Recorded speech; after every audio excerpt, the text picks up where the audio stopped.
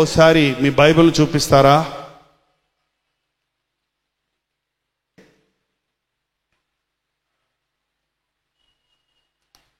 చాలా బైబిళ్ళు వచ్చాయి ఇవాళ, ఎంత బాగున్నాయో. హారిజన్ లైట్ల కంటే మీ బైబిల్లే చాలా బాగున్నాయి. బైబిల్ కింద ఉన్న ముఖాలు కూడా దగదగలాడుతున్నాయి. బైబిల్లోని వాళ్ళ ముఖాలే కొంచెం భయంతో సిగ్గుతో ఒక మాదిరిగా పెట్టుకొని ఉన్నారు. బైబిల్ తెచ్చుకోండి, వెంట బైబిల్ చదవండి, బైబిల్ దింపేకండి, దింపేస్తారు అందుకు. ఓకే, పఠింప శ్రేష్ఠ గ్రంథం బైబిలు, పఠింప శ్రేష్ఠ గ్రంథం బైబిలు, అనుదినంబు చదువుడి, నెనరు తోడ చదువుడి, ఓ పఠింప శ్రేష్ఠ గ్రంథం బైబిలు. ఎప్పుడు ఏం గ్రంథం అండి ఇది? పఠింప, దింపండి, వందనాలు. పఠింప శ్రేష్ఠ గ్రంథం. చాలా పుస్తకాలు ఉంటే అందులో బైబిల్ ఉంటే ఒక అతను కావాలని బైబిల్ని తీసుకెళ్ళి అన్ని పుస్తకాల కంటే కింద పెట్టి ఆ పక్కవాడితోటి అన్నాడంట, క్రైస్తవుడితోటి, మీ బైబిల్ అన్నిటికంటే కింద ఉంది పో అన్నాడంట. అవునయ్యా, మా బైబిలే అన్నిటికీ పునాది, అన్నిటికీ ఆధారం, అన్నిటినీ భరించేది మా బైబిలే అన్నాడంట. వాడికి వెంటనే కోపం వచ్చి కింద ఉన్న బైబిల్ తీసి పైన పెట్టాడంట. పైన పెట్టి ఇప్పుడేమంటావు అంటావంట. ఇప్పుడేమనేది ఏముంది? అన్నిటికీ పైన ఉన్న నామం యేసునామం, అన్నిటికంటే గొప్పది పరిశుద్ధ గ్రంథం అనగానే మళ్ళీ వాడికి సుర్రమాంది తీసి మధ్యలో పెట్టాడంట. ఇప్పుడేమంటావు అంటే ఇప్పుడేదేమనుంది? దేవునికి నరులకు మధ్యవర్తి ఒక్కడే, ఆయన క్రీస్తు యేసు అన్న నరుడు. ఆ విషయాన్ని తెలియజేసేది మా బైబిల్ గ్రంథం. అందరినీ ఐక్యపరిచేది, అందరినీ సమాధానపరిచేది, అందరినీ కట్టిపెట్టేది, ఏకం చేసేది బైబిల్ అంటే ఇంకా ఆయన ఏం చేయాలో తెలియక పాపం తలంచుకొని వెళ్ళిపోయాడట. మీ బైబిల్ ఎంత గొప్పదో మీకు తెలుసా? మీ బైబిల్ ఎంత గొప్పదో మీకు తెలుసా? అందుకే అరలో పడేస్తారా? అందుకే లాకర్లో పెట్టి తాళం వేస్తారా? అమ్మో, బైబిల్ జాగ్రత్తగా లాకర్లో పెట్టి తాళం వేస్తానండి నేను అంటున్నాడు. లాకర్లో పెట్టి తాళం వేసేది కాదది. బైబిలు రోజు చదువుకోవాల్సింది, ఎప్పుడన్నా ఒక్కసారి తీసేది కాదది. రోజు చదువుకునే బైబిల్ అది. ఒక ఆయన అన్నాడు, అప్పుడప్పుడు తినే బిర్యానీ లాంటిది కాదు బైబిల్, రోజు తినే అన్నం లాంటిదని. ఏంటంటే అన్నం రోజు తింటాం, బిర్యానీ ఎప్పుడన్నా తింటాం. రోజు బిర్యానీ తింటే ఏమవుద్ది? బైబిల్ని వాడాలి. మీ బైబిల్ ఎప్పుడు మీరు వాడాలి. మీ బైబిల్ జిప్పేసి పెట్టుకుంటే ప్రయోజనం లేదు.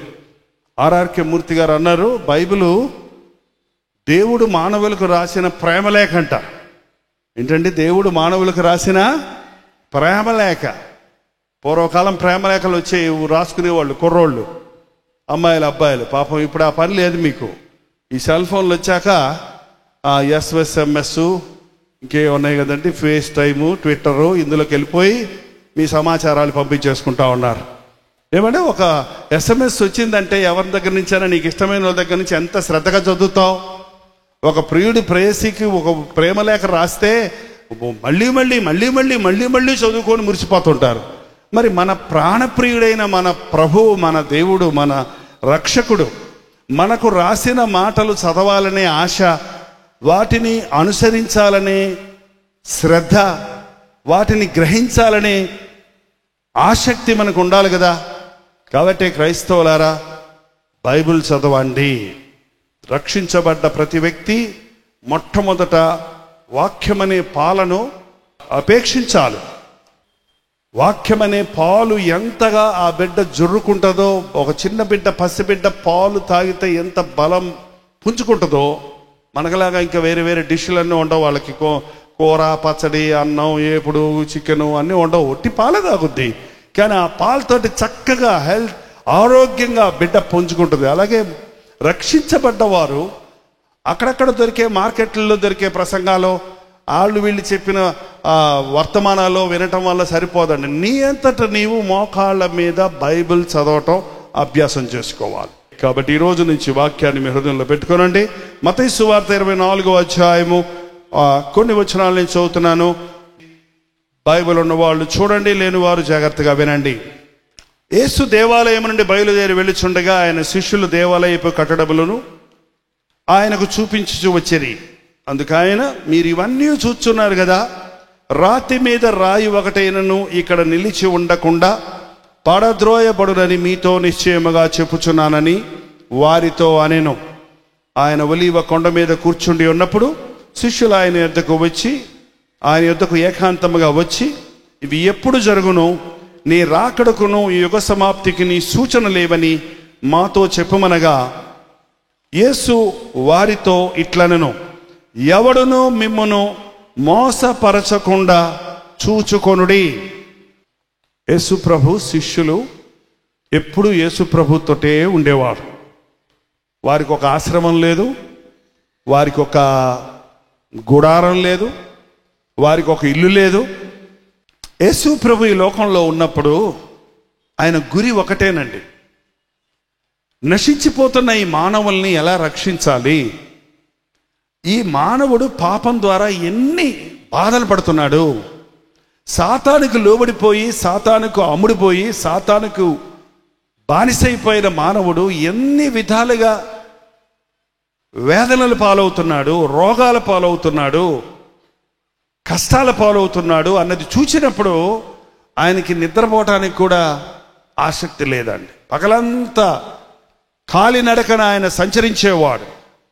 ఆయన ఊరూరు తిరుగుతూ నశించిన దానిని వెతికి రక్షించడానికే నేను వచ్చాను, పాపులను వెతికి రక్షించడానికి నేను వచ్చాను, ఆరోగ్యవంతుడికి వైద్యుడు అక్కర్లేదు, రోగులకే వైద్యుడు కావాలి అని చెప్తూ ఆయా స్థలాల్లో తిరుగుతూ నానా విధములైన రోగములతో ఉన్నవారిని స్వస్థపరుస్తూ పరసంబంధమైన విషయాలను వారికి తెలియజేస్తుండేవారు. ఆయనతో పాటు ఒక 12 మంది శిష్యులను ఎన్నుకున్నాడు. ఆ 12 మంది శిష్యులతో కేవలం 3.5 సంవత్సరాలు, ఇంచుమించు 30 సంవత్సరాలు ఆయన అజ్ఞాతంగానే ఉన్నాడు. ఒక 3.5 సంవత్సరాలు ఆ గలిలయ ప్రాంతంలో, ఆ యోర్దాను ప్రాంతంలో, ఆ బేతనియాలో, ఆ యెరూషలేములో, ఈరోజు యెరూషలేము మీరు వెళ్తే, ఆ పాలస్తీనా దేశం మీరు వెళ్తే యేసు ప్రభు సంచరించిన స్థలాలన్నీ అక్కడ మనం చూడగలుగుతాం. అవన్నీ చూస్తే చాలా తక్కువ స్థలమే, చాలా తక్కువ ప్రాంతంలోనే ఆయన తిరిగాడు. మాకులాగా ఇలాంటి ప్రసంగికుల్లాగా ఇంటర్నేషనల్ ప్రీచర్స్, అంతర్జాతీయ ప్రసంగికులు అంటారు. ఈ ఊరు నుంచి ఆ దేశానికి, ఆ దేశం నుంచి ఈ దేశానికి ఎన్ని దేశాలు తిరిగి పాస్టర్లు ప్రసంగాలు చేసి వచ్చామని చెప్పుకుంటున్నాం. కానీ యేసు ప్రభు కేవలం ఒక చిన్న ప్రాంతంలోనే తిరిగాడు. కానీ ఆయన చేసిన సేవ 30 ఏళ్ల సేవ, 130 ఏళ్ల సేవ అనుకుంటున్నాం కదా. కానీ 3 సంవత్సరాలు ఆయన చేసిన సేవ ఫలితం ఈనాటి వరకు మనం చూస్తూ ఉన్నాం. ఆయన తిరుగుతూ వెళ్తూ ఉన్నప్పుడు ఆ యెరూషలేముకు అప్పుడప్పుడు ఆయన శిష్యులతో వచ్చినప్పుడు, అక్కడ యెరూషలేములో దేవాలయం ఉంది. ఆ రోజుల్లో ఇప్పట్లాగా ఎక్కడ పడితే అక్కడ దేవాలయాలు ఉండవు. ఒకే దేవాలయం, అది యెరూషలేములోనే ఉంది. అది సొలొమోను కట్టిన దేవాలయం. దోచుకొనబడింది, పడగొట్టబడింది. ఎందుకంటే దేవాలయాన్ని వారు నిర్లక్ష్యం చేశారు, దేవాలయాన్ని వారు అపవిత్రపరిచారు. కాబట్టి దేవుడు సన్నిధిని పోగొట్టుకున్నారు. కానీ కొత్త నిబంధన సమయం వచ్చేటప్పటికి యూదులకు దేవాలయం కట్టాలనే ఆశ ఉందని ఆ రోజు హేరోదు, వాడు అన్యుడైనప్పటికీ దేవాలయం కట్టుకోవడానికి యూదులకు సహాయం చేశాడు. కాబట్టి ఒక మళ్ళీ తిరిగి ఆ మందిరం కట్టబడింది. అది పెద్ద పెద్ద రాళ్లతో అద్భుతంగా కట్టబడింది. చాలా ఎత్తైన మందిరం, చాలా చక్కటి ఆ పక్క ఈ పక్క బాల్కనీ ఉండి, పిల్లర్స్ ఉండి, ఎంతో అందమైన కట్టడం. ఆ కట్టడంలో తిరుగుతున్నప్పుడు ఒకసారి ప్రభు వచ్చినప్పుడు ఆ శిష్యులు, ఈ రాళ్ళు ఎలా ఉన్నాయో చూడు, ఈ కట్టడం ఎలాగో ఉందో చూడు, ఈ ఆలయం ఎంత బాగుందో చూడు అని గొప్పగా చెప్తున్నాడు. నేను అనుకుంటాను యేసు ప్రభు మనసులో నవ్వుకొని ఉంటాడండి. ఎంత పెద్ద పిల్లరు చూడు. అరే, ఎవరికి చెప్తున్నావు నువ్వు? ఎవరికి చెప్తున్నావు? ఎవరండి ఆయన? ఆకాశము నా సింహాసనము, భూమి నా పాదపీఠం అన్నోడికంట ఒక 7 అడుగులు 10 అడుగులు పిల్లరంట, పెద్ద పిల్లరంట. అవునా? అవునా? ఏంటండి, ఆకాశంలో కూర్చుంటే భూలోకం అంట కాళ్ళు మోకాళ్ళ దగ్గర నుంచి కింద పాదాల వరకు భూమికి ఆకాశానికి ఎంత ఎత్తుందో అంత ఉన్నాయంట ఆయన కాళ్ళు. ఆయన ఎంత ఉంటాడంటున్నారు అసలు మీరు చెప్పండి, ఊహించండి. ఎంతమంది ఆకాశాన్ని కొలిశారు? ఆ ఆకాశం అంటే దూసుకుపోయే కొలిది వస్తూనే ఉందంట. అది దూసుకొని వెళ్తా ఉన్నారు. ఇప్పుడు అన్వేషణలు చేస్తున్నారు. ఎంతసేపు ఎంత దూరం వెళ్ళినా వెళ్తుంది. వెళ్ళినా కూడా అది కనబడేది ఒక ఆకాశమే. దానిపైన ఇంకొక ఆకాశం ఉంది. దాని పేరేంటో తెలుసా మీకు? తెలీదా? మధ్యాకాశం. ఏం ఆకాశం అది? మధ్యాకాశం. దానిపైన ఇంకో ఆకాశం ఉంది. ఏంటో తెలుసా? మీకు తెలియదు, ఎందుకంటే బైబిల్ చదవరు కదా. నేను బైబిల్లో చెప్తున్నాను, సైన్స్ చెప్తున్నా, బైబిలే చెప్తున్నా. మధ్యాకాశంలోనికి ప్రభు వస్తాడు అని ఎప్పుడు పాడలేదా? కనీసం పాటలు పాడతాం కదా. ఏంటండి? మధ్యాకాశం ఉంది. పౌలు అన్నాడు, నేను 3వ ఆకాశానికి ఎత్తబడ్డాను. అది దేవుని సన్నిధి, దేవుని పరలోకం అని అంటున్నాను చూసారు. అది 3వ ఆకాశం. ఈ ఆకాశం ఎంత ఎత్తుందో ఎవరికి తెలియట్లేదు. దీనిపైన ఉన్న మధ్యాకాశం, దానిపైన ఉన్న 3వ ఆకాశం చూస్తే దేవుని అనంతమైన స్వరూపం ఎంత గొప్పదో మనం అర్థం చేసుకుంటాం. చాలామంది ఈ రోజున దేవుడు ఎంత గొప్పవాడో ఎలాంటి వాడో గ్రహించలేదు కాబట్టే వెర్రవీగుతూ ఉంటాడండి మనుష్యుడు. దేవుని మీద తిరగబడతా ఉంటాడు, దేవుణ్ణి దూషిస్తూ ఉంటాడు, దేవునికి తెలివి లేదు అంటుంటాడు. దేవునికి తెలివి లేదా? చాలామంది అంటారు దేవునికి తెలివి లేదు. 2 పీకిల దాకా తిన్నారటండి. తిని మర్రి చెట్టు కింద పడుకున్నారట. పడుకొని పైకి ఇంక బాగా తిన్నారు కదా, హాయిగా ఉంది, సలగాలు వేస్తుంటే ఒకడు అంటాడంటే, రే దేవుడికి తెలివి లేదురా, ఇంత పెద్ద చెట్టుకి ఇంత చిన్న మర్రికాయలు పెట్టాడు, ఆ గుమ్మడికాయలకి తాటికాయలకి వాటికేమో సన్నగా ఉండే చెట్లకు అంతంతలా కాయలు పెట్టాడు, దేవుడికి బుద్ధి ఉందా అన్నాడంట. అంతలోకి ఒక మేడి పండు, ఆ మర్రి పండు ఊరి ముక్కు మీద డబాలను పడిందంట. అంతే, వాడు అబ్బా లేచి కూర్చున్నాడంట. పక్కన ఉన్నాడు చెప్పాడు, నిజమేరా, నీ ముక్కు మీద తాటికాయ పడి ఉంటే, కొబ్బరికాయ పడి ఉంటే, గుమ్మడికాయ పడి ఉంటే నీ మూతి ఏమయ్యేదో. ఏంటండి? దేవుడు అనంతమైన జ్ఞాని. ఆయన చేసిన సృష్టిని మనం చూస్తే ఆయన జ్ఞానాన్ని మనం చూస్తాం.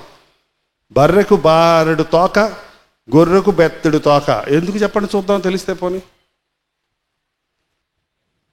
ఏంటండి? బర్రె అంటే గేదె, బర్రె మీరు ఏమంటారు? బర్రెకి నున్నగా ఉంటుంది కదండి. దోమ వచ్చి కొడుతున్నప్పుడు అది ఇట్టి అంటే పోదది. అది కాబట్టి ఈ చీపిరి కట్టలాగా ఉంటుంది కదా, తీసుకొచ్చి టపాల కొట్టుకుంటుంది దోమల్ని. అందుకు దానికి పొడుగు. గొర్రెకి తిక్కుగా వెంట్రుకలు ఉంటాయి కదా, అది ఇట్టి అంటది, ఎప్పుడైనా దులుపుకుంటుంది, దానికి తోకతో పని లేదు, అందుకని దానికి చిన్న తోక ఇచ్చాడు. ఇట్లా చెప్పుకుంటూ పోతే ఆలోచిస్తే దేవుడు చేసినవన్నీ కూడా అనంతమైన జ్ఞానంతో చేశాడు. అసలు నిన్ను నన్ను దేవుడు సృష్టించిన విధానం చూస్తే అది అద్భుతమైన సృష్టిగా ఉంది. దేవుడు మర్చిపోయి ముక్కు ఇక్కడ పెట్టాడు అనుకోండి, ఏమయ్యేది మన సంగతి? తినేటప్పుడల్లా ఇక్కడ వాసన చూసుకొని ఇక్కడ.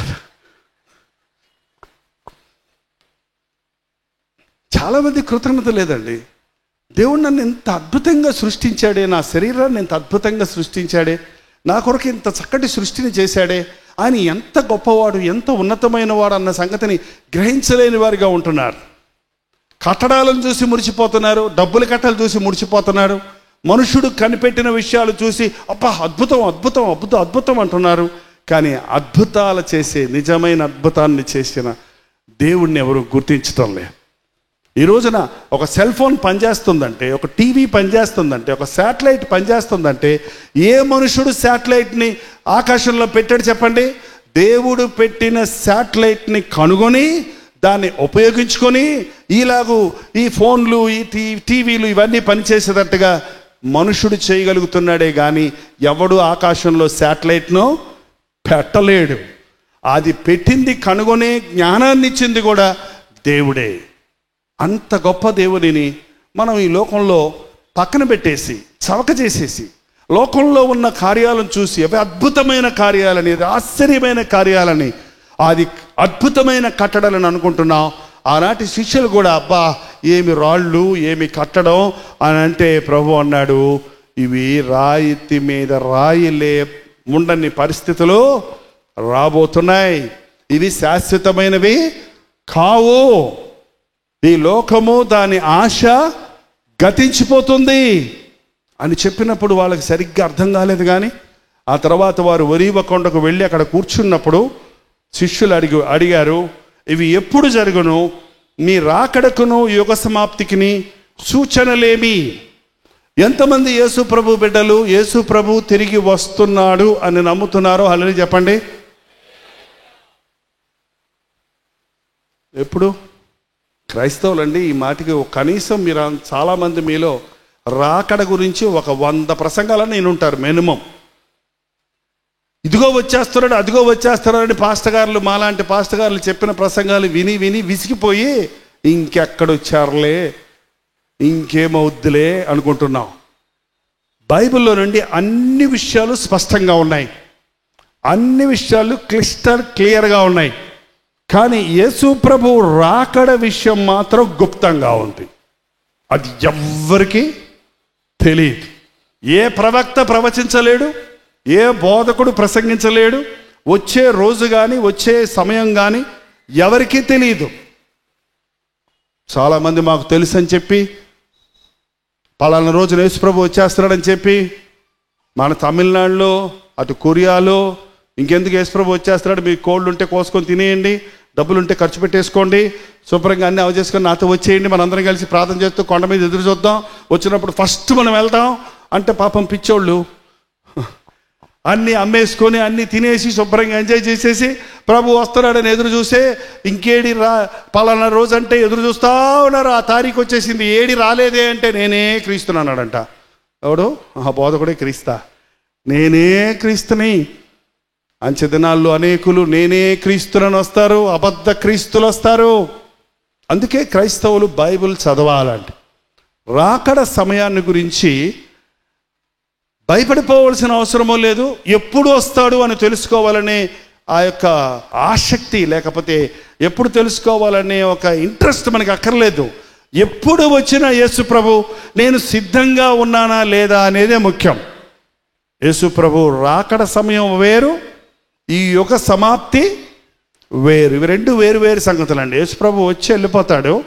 ఆ తర్వాత కొంతకాలం తర్వాత ఈ యుగమంతా, లేకపోతే ఈ భూమి ఆకాశము ప్రతీది కూడా, ఆకాశము భూమి గాలి నీరు, ఇంకోటి ఏంటంటే ఆకాశము భూమి పంచభూతములు, ఆకాశము గాలి నీరు భూమి అగ్ని, ఆ పంచభూతములు మహావేంద్రముతో లయమైపోయినప్పుడు ఇంకా ఎవడు ఉండడు అక్కడ, ఎవరు ఉండరు.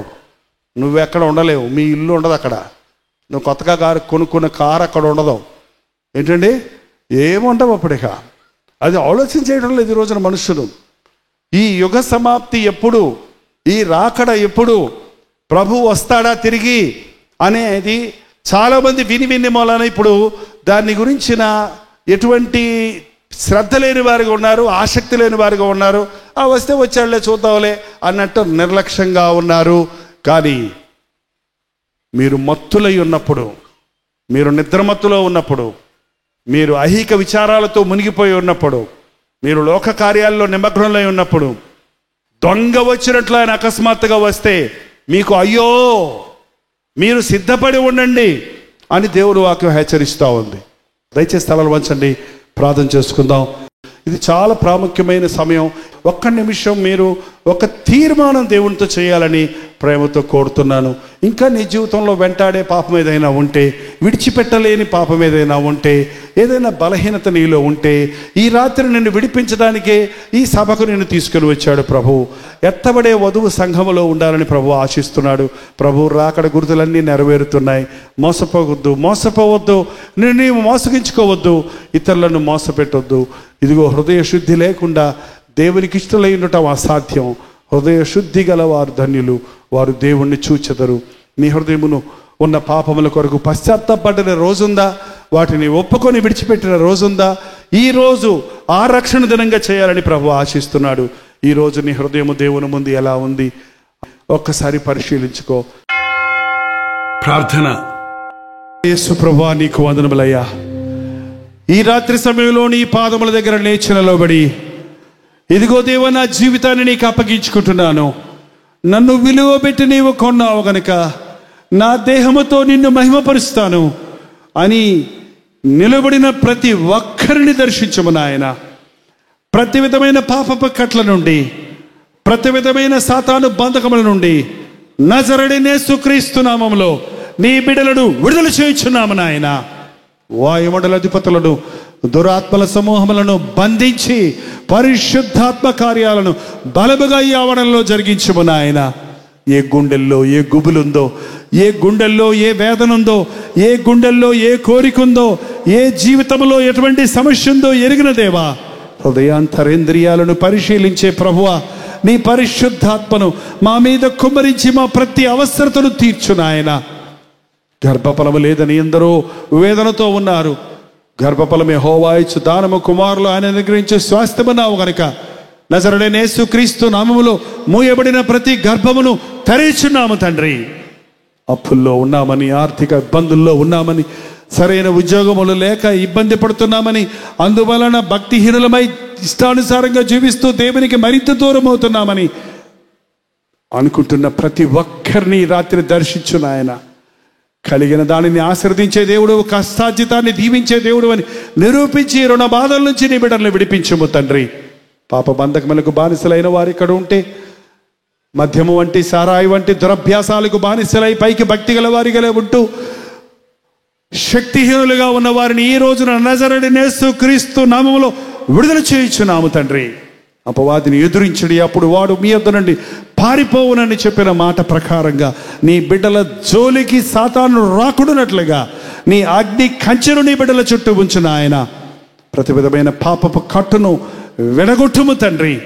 నీవు పొందిన దెబ్బల ద్వారా మాకు స్వస్థత ఉన్నదని, మా వ్యసనములను వ్యాధులను నీవు భరించి ఉన్నావని, మాకు మరణం యొక్క బలము గల వారిని మరణం ద్వారా జయించి ఉన్నావని, నీ అందు విశ్వాసముంచిన వాడు మరణించడు, మరణించినను తిరిగి జీవించునని మేము విశ్వసించుటకు సహాయము చేయము.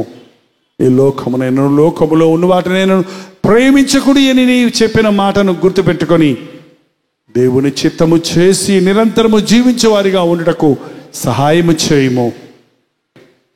నేను నీ ఇంట ఉండవలసి ఉన్నదన్న రీతిగా ఆనాడు జక్కయ్య ఇంటికి వెళ్ళిన దేవా, ఈనాడు మాతో పాటు మా గృహములకు వచ్చి మా గృహములను పరిశుద్ధపరచము నాయన. మా ఇంటికి రక్షణ కలుగు చేయము తండ్రి. నీ చిత్తమైతే, నీ రాకడ ఆలస్యమైతే ఇప్పుడు నిన్ను మహిమపరచుటకు సహాయము చేయమని యేసుక్రీస్తు నామములో అడుగుచున్నాము తండ్రి. ఆమేన్. మీ ఆధ్యాత్మిక జీవితానికి సహాయపడే అనేక పుస్తకములు, 50 పుస్తకాలు రచించడానికి బైబిల్ పఠనంలో నుండి బైబిల్ విషయాలను ముఖ్యంగా విశదీకరించిన విషయాలు మీకు ఎంతో ఉపయోగకరంగా ఉంటాయి. 50 పుస్తకాల సెట్ మీకు కావాలంటే కేవలం ఒక 3,000 రూపాయలు మీరు విరాళం చేయగలిగితే, మీ పోస్టల్ అడ్రస్ తెలియజేస్తే వీటిని రిజిస్టర్ పోస్టులో మీకు పంపించడానికి సిద్ధంగా ఉన్నాం. వీటి విషయం కూడా మీకు వివరాలు కావాలంటే 8939393939 నెంబర్కి మీరు కాల్ చేయొచ్చు. ఉదయం 10 నుండి సాయంత్రం 10లోగా చేయండి. తప్పకుండా మా సోదరులు మీకు కావాల్సిన ఇన్ఫర్మేషన్ అందిస్తారు. లేదంటే www.jpaul.org అనే వెబ్సైట్ని దర్శించండి. మరిన్ని వివరాలు మీరు సేకరించవచ్చు. హల్లెలూయా. విశాఖపట్నం పరిసర ప్రాంతాల్లో ఉన్న వారికి శుభవార్త. దేవుని మహాకృప వల్ల ఇంచుమించు ఒక సంవత్సరం తర్వాత మరలా వైజాగ్ రావడానికి ఎంతగానో ఈ సంవత్సరం అంతా ప్రార్థించాం. ఎట్టకేలకు ఈ అక్టోబర్ 2వ తారీఖున గురజాడ కళాక్షేత్రములో 1 డే గెట్ టుగెదర్ను విశాఖపట్నంలో ఏర్పాటు చేస్తున్నాం. వైజాగ్ పరిసర ప్రాంతాల్లో ఉన్న మీరందరూ వస్తారని, మిమ్మల్ని వ్యక్తిగతంగా చూసి మీకోసం ప్రార్థించాలని, ముఖాముఖిగా మీతో సంభాషించాలని ఎంతో ఆశతో ఈ గెట్ టుగెదర్ను ఏర్పాటు చేస్తున్నాం. ఇది హాలిడే కాబట్టి మీరందరూ రండి. మధ్యాహ్నం 2 నుంచి 5 గంటల వరకు, అలాగే 6 నుంచి 10 గంటల వరకు 2 సెషన్స్ ఉంటాయి. ఈ 2 సెషన్స్లో పాల్గొని దైవాశీస్సులు పొందండి. గుర్తుపెట్టుకోండి, విశాఖపట్నంలో గురజాడ కళాక్షేత్రంలో సిరిపురం జంక్షన్, విశాఖపట్నం, మధ్యాహ్నం 2 గంటల నుంచి 6 గంటల వరకు, అలాగే సాయంత్రం 6 గంటల నుంచి 10 గంటల వరకు జరిగే 2 సెషన్లో మీరు పాల్గొని దైవాశీస్సులు పొందండి. ఈ విషయమే మీకు ఇంకా వివరాలు కావాలంటే 8939393939 నెంబర్కి మీరు కాల్ చేయండి. మరిన్ని అడ్రస్ వివరాలు మీరు తెలుసుకోవడానికి ఈ QR కోడ్ను స్కాన్ చేసుకోండి. తప్పక వస్తారు కదా. సంవత్సరం తర్వాత విశాఖపట్నం వస్తున్నాను, మిమ్మల్ని చూడాలని, దేవుని వాక్యాన్ని మీకు నేరుగా అందించి, మరి ముఖ్యంగా దేవుడు చేసిన మేళ్లను బట్టి మనందరం కలిసి హృదయాలను దేవునికి సన్నిధిలో కుమరించి ఆయన ఆరాధించి స్తుతించాలని ఎంతో ఆశతో ఈ 1 డే గెట్ టుగెదర్ ఏర్పాటు చేస్తున్నాం. రండి, దీవించబడండి. మీ స్నేహితుల్ని, బంధువుల్ని అందరినీ తెలియజేయండి. ఇంత తక్కువ సమయంలో యాడ్ ఇస్తున్నాం కాబట్టి మీరే ఇతరులకు కూడా షేర్ చేయండి.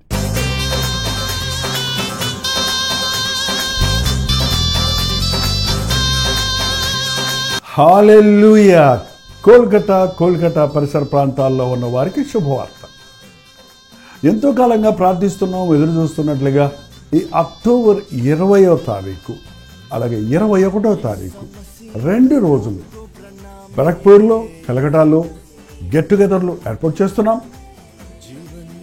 తప్పక మీరు వస్తారని, టీవీ కార్యక్రమాల ద్వారా వాక్యాన్ని వింటున్న మిమ్మల్ని నేరుగా చూడడానికి, వ్యక్తిగతంగా మీకోసం ప్రార్థించడానికి, మీ ప్రార్థనా భారాలు ప్రభు సన్నిధిలో ఉంచి విజ్ఞాపన చేయడానికి ఎంతో ప్రార్థనాపూర్వకంగా అక్టోబర్ 20, 21 తారీఖుల్లో కోల్కతాలో ఈ మీటింగ్స్ ఏర్పాటు చేస్తున్నాం.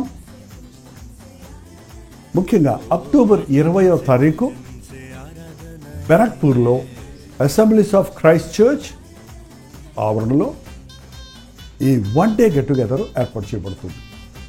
అలాగే 21వ తారీఖు కోల్కతా సిటీలో బైబిల్ సొసైటీ ఆఫ్ ఇండియాలో ఈ 1 డే గెట్ టుగెదర్ ఏర్పాటు చేయబడుతుంది. ఈ విషయమై మీకు ఇంకా వివరాలు కావాలంటే ఇక్కడ ఇవ్వబడినటువంటి ఫోన్ నెంబర్కి మీరు కాల్ చేయండి, లేదా ఈ QR కోడ్ని మీరు స్కాన్ చేసుకోండి. చిరునామా గమనించండి. Assemblies of Christ church, river side road, Barrackpore, West Bengal, సాయంత్రం 5 గంటలకి. అలాగే అక్టోబర్ 21వ తారీఖు కోల్కతాలో Bible society of India, new market area, Jawaharlal Nehru road, Dharmatala, Kolkata, మధ్యాహ్నం 2 గంటల నుంచి సాయంత్రం 7 గంటల వరకు మాత్రమే. సమయాలు, తారీఖులు గమనించండి. ఈ 2 సెషన్స్లో మీరందరూ పాల్గొంటారని, ముఖాముఖిని చూడటానికి, మీకోసం ప్రార్థించడానికి అవకాశం కలుగజేస్తారని ఆశిస్తూ మీ దగ్గరకు వస్తున్నాం. రండి, మనందరం కలిసి ప్రభువుని ఆరాధిద్దాం, దీవించబడదాం. శరణం ఈసా మసీహ్ శరణం.